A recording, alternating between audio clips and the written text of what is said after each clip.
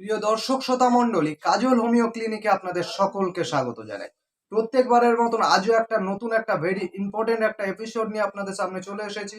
এপিসোডটা কিন্তু খুবই গুরুত্বপূর্ণ, খুব কার্যকরী এবং সচরাচর এই জেনারেশনটায় প্রচুর পরিমাণে দেখা দিচ্ছে আমাদের খাদ্য খাবারের অপব্যবহারজনিত খাদ্য খাবারের খাওয়ার জন্য। অপব্যবহারজনিত মানে অতিরিক্ত খাদ্য খাবার, যা পাচ্ছেন ঘি, মাছ, মাংস, দুধ খাওয়ার জন্য যে ডিজিজটা হচ্ছে প্রত্যেকেরই, সেই ডিজিজটা হচ্ছে ফ্যাটি লিভার। এই ফ্যাটি লিভার, এই ডিজিজটা থেকে মুক্তি পাওয়ার জন্য হোমিওপ্যাথিতে খুব মিরাক্কেলজনক ট্রিটমেন্ট আছে। সেই ট্রিটমেন্ট আজকের আপনাদের সামনে উপস্থাপনা হিসাবে নিয়ে এসেছি, এপিসোড হিসাবে। তো বন্ধুরা, শেষ পর্যন্ত একদম দেখতে থাকুন, কারণ এই ডিজিজটি আজকাল সচরাচর প্রত্যেকটা মানুষেরই ক্ষেত্রে দেখা যায়। পেশেন্টকে ইউএসজি করে যদি দেখা যায়, ইউএসজি করতে গেলেই আগে কি হয় দেখা যায় ফ্যাটি লিভার, তারপরে অন্যান্য ডিজিজ। তো এই ফ্যাটি লিভার নিয়ে আজকের আলোচনা করতে চলে এসেছি।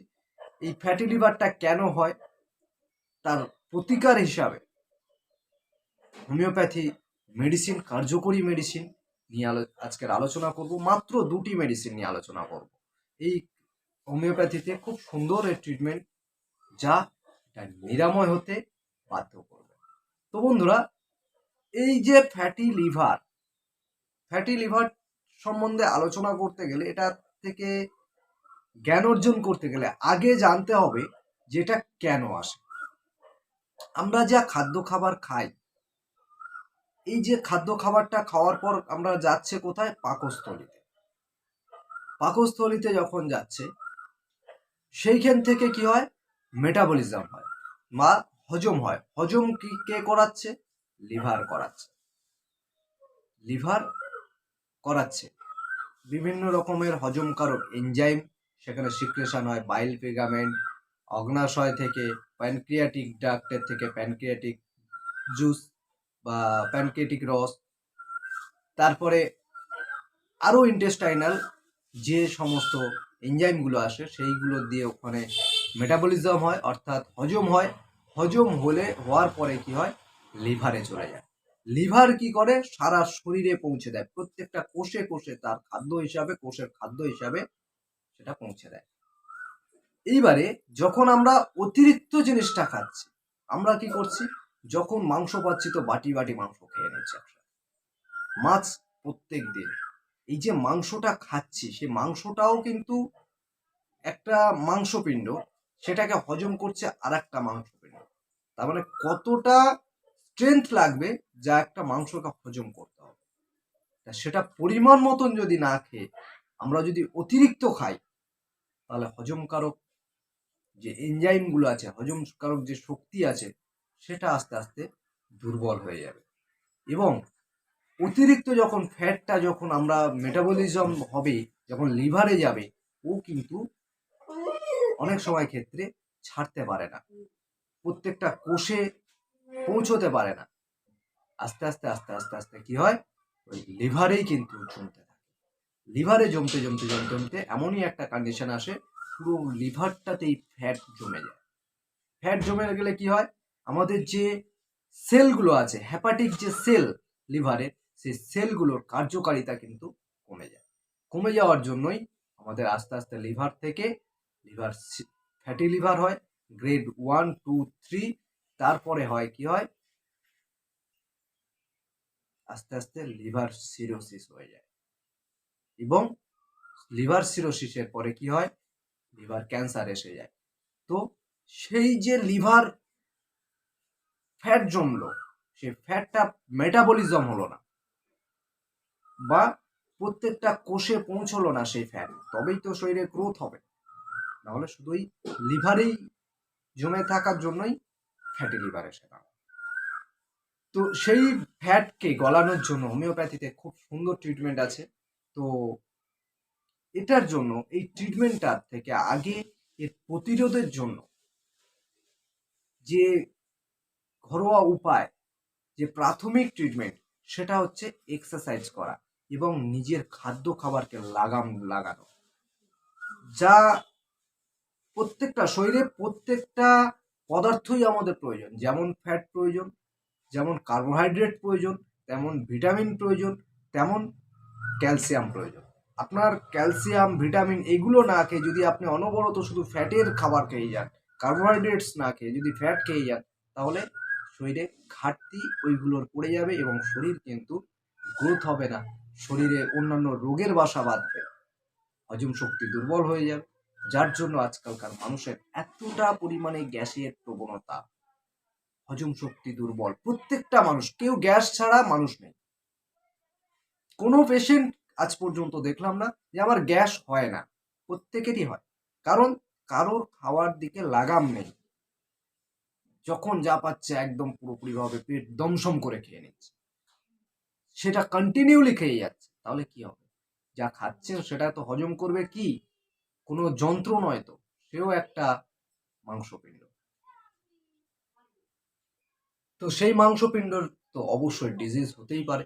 Liver jaundice, liver fatty liver, hepatitis B, hepatitis C, এই সমস্ত খাদ্য খাবারের জন্যই কিন্তু এই সমস্ত রোগগুলো এসে দাঁড়ায়। তো বন্ধুরা, আজকের এই ফ্যাটি লিভারের জন্য আমার যে সাজেশন করা যে ফার্স্ট মেডিসিন, অবশ্যই আসবো। তার থেকে আরও এর ম্যানেজমেন্ট হিসাবে ট্রিটমেন্টটা মেনে চলা অত্যন্ত জরুরি।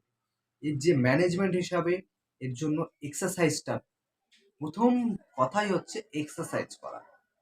প্রত্যেক দিন হাঁটা অতীব গুরুত্বপূর্ণ। তাহলে ব্লাড সার্কুলেশন যত ফাস্ট হবে, তত কিন্তু আপনার লিভারটাও, যে ফ্যাটগুলো জমে আছে সেগুলো কিন্তু আস্তে আস্তে মেটাবলিজম হবে, আস্তে আস্তে কোষে পৌঁছবে। রক্ত না ছুটলে কিন্তু আপনার রক্তের দ্বারায় কোষে খাদ্যগুলো পৌঁছবে না।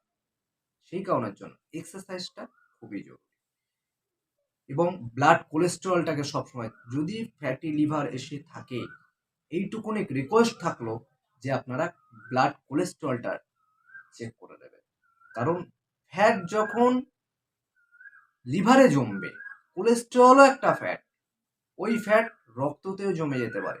রক্ততে জমেও কিন্তু বিভিন্ন রকমের ডিজিজের সম্মুখীন হতে হবে। হার্ট অ্যাটাকের মতন, ব্রেন স্ট্রোকের মতন বিভিন্ন রকমের ক্রিটিক্যাল ডিজিজের সম্মুখীন হতে হয়। তো বন্ধুরা, এই যে ফ্যাটি লিভার, এই ফ্যাটি লিভারের জন্য আমার সাজেশন করা যে ফার্স্ট মেডিসিন, সেই ফার্স্ট মেডিসিনটা হলো ক্যালকেরিয়া আর্স। ক্যালকেরিয়া আর্স 200, এই মেডিসিনটা 2 ফোঁটা করে দিনে 3 বার খালি পেটে খাবে। এই মেডিসিনটা এতটাই গুরুত্বপূর্ণ, এতটা কার্যকরী মেডিসিন এই লিভারের উপরে, যা লিভার সিরোসিস যদি হয়ে যায় তাতেও কাজ করবে। লিভার ক্যান্সারকেও এই মেডিসিনটা প্রতিরোধ করে। ক্যান্সার হয়ে গেলে তার আলাদা ট্রিটমেন্ট, কিন্তু তার যন্ত্রণা নিবারণ, তার কার্যকারিতাটাকে ফিরিয়ে আনতে গেলে এই মেডিসিনটা অতি গুরুত্বপূর্ণ, খুব কার্যকরী, অভূতপূর্ব কার্যকরী মেডিসিন। তো বন্ধুরা, এই মেডিসিনটা 2 ফোঁটা করে দিনে 3 বার খালি পেটে খাবে। তো আমার সাজেশন করা যে সেকেন্ড মেডিসিন, সেই সেকেন্ড মেডিসিনটা হলো কার্ডুয়াসমার মাদার টিংচার। এই কার্ডুয়াসমার মাদার টিংচারটি 12 ফোঁটা ঔষধ হাফ কাপ জলে মিশিয়ে দিনে 3 বার সকাল, দুপুর, রাত্রি খালি পেটে খাবেন। দেখবেন এই ডিজিজটা থেকে চিরতরে মুক্তি পেতে পারবেন। তবে এটা যেহেতু লং ট্রিটমেন্টের ডিজিজ, সেহেতু 2-1 দিন বা 1 সপ্তাহ 15 দিন খেলে এই ডিজিজ থেকে আপনি নিরাময় পাবেন না। এটার জন্য আপনার একটু লং মেডিসিনটা কন্টিনিউলি করতে হবে, লংলি করতে হবে। অন্তত 3 মাস কি 6 মাস মেডিসিনটা কন্টিনিউলি করবেন। দেখবেন আপনার গ্যাসটাও চিরতরে নিরাময় হয়ে যাবে এবং আপনার ধীরে ধীরে ধীরে ধীরে আপনার ফ্যাটি লিভারটাও রিমুভ হয়ে যাবে। তো বন্ধুরা, যদি এই ভিডিওটা একটু উপকারে লেগে থাকে, তাহলে ভিডিওটিতে অবশ্যই লাইক করবেন এবং এই রকম ডিজিজে অন্য কোনো ব্যক্তি যদি ভুগে থাকেন, অবশ্যই ওনাদেরকে শেয়ার করতে একদম ভুলবেন না। প্রচুর প্রচুর পরিমাণে শেয়ার করবেন, কারণ আপনার একটা শেয়ারে একটা মানুষের বা একটা ব্যক্তির একটা ডিজিজ নিরাময় হতে বাধ্য হয়, সেটা আপনার দ্বারাই হয়তো হতে পারে। তো সেই কারণের জন্য প্রচুর প্রচুর পরিমাণে শেয়ার করবেন এবং এই রকম স্বাস্থ্যের চিকিৎসামূলক ভিডিও পেতে গেলে আমার এই কাজল হোমিও ক্লিনিক চ্যানেলটিকে অবশ্যই সাবস্ক্রাইব করবেন। সাবস্ক্রাইব করে পাশে থাকা বেল আইকনটি প্রেস করে আমার পাশে থাকবেন এবং এইরকম ভিডিও পাওয়ার জন্য অবশ্যই কমেন্ট করে জানাবেন। অন্য কোনো যদি ডিজিজ থাকে তাও আমার সাথে কন্ট্যাক্ট করে নিতে পারেন। আমার ডেসক্রিপশন বক্সে ফোন নাম্বার থাকলো, ফোন নাম্বার নিয়ে আমার সাথে কন্ট্যাক্ট করে নিতে পারবেন। তো সকলে সুস্থ থাকবেন, ভালো থাকবেন, সকলকে সুস্থ রাখার চেষ্টা করবেন।